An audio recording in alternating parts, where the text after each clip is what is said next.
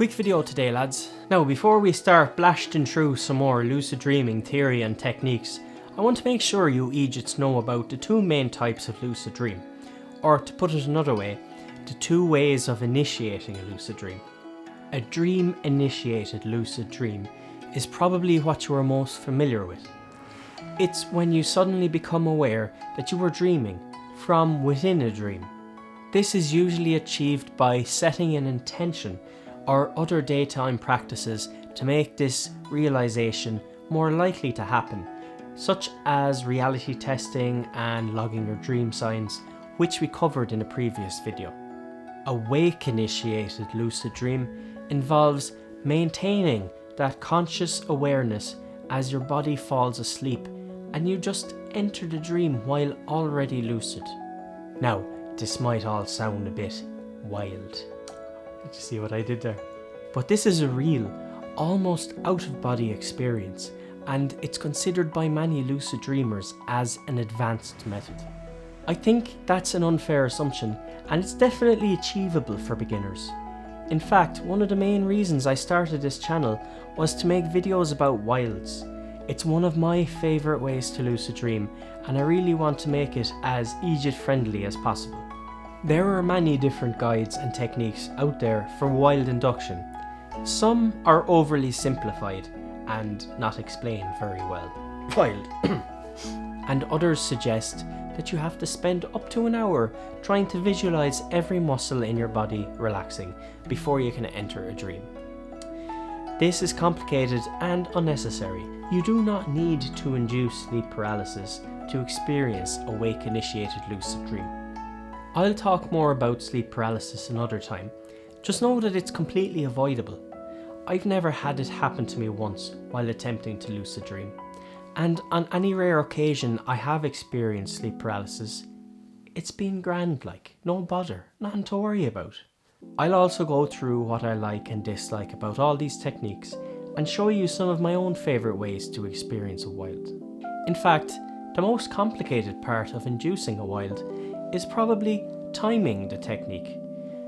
The window of opportunity is small, and repeatedly missing this can lead to frustration and other negative associations. This could be another reason why people are quick to dismiss wilding as too difficult and not worth the hassle.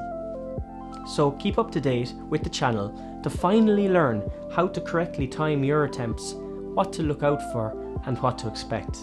Wild and DILD are often mistaken for techniques themselves. They have similar looking acronyms, but think of them more like the two main categories.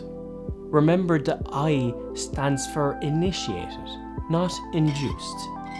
It refers to how the dream is entered from the point of view of your consciousness, whether it be from a dreaming or waking state. Induction techniques, on the other hand, describe the actions a dreamer takes to cause this shift in consciousness. Now, when I say that a wild is achievable for beginners, I don't mean it's easy. Lucid dreaming in general is not easy by any stretch of the imagination. It takes a lot of work to train yourself to recognize a dream and induce a DILD. Wild can be just as easy or difficult depending on your own strengths and weaknesses. You may find that one type of dream is more attainable for you than another. Just keep an open mind as you go forward and don't rule out any techniques until you've practiced them for a substantial amount of time. Most new lucid dreamers fall at this first hurdle. They expect instant results and they switch up techniques every night. It can take days or weeks for some techniques to take effect and induce lucid dreams. So relax the cax, stick to one for a while and see if it works for you. Look, let's be scientific about this. Remember, if you try too many methods in a short space of time, you won't know which ones are effective. As for where to start, I'm trying my best to release each episode of the series in a logical and comprehensive order. I will touch on everything eventually, but I also don't want to alienate the more experienced lucid dreamers early on, so expect some more intense lessons soon. Remember, as more videos get uploaded, you'll find them sorted into playlists depending on the relative difficulty or complexity of the techniques within. If you're not sure whether wild or dialed is your cup of tea, I would still recommend starting with a strong foundation of recall, reality testing and dream stabilization, as described in the last 2 episodes, since these practices can benefit both types of lucid dream.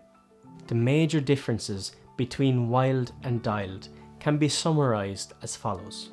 Wilds tend to be more stable than dialeds right off the hurley, because the awareness is maintained from wakefulness into the dream.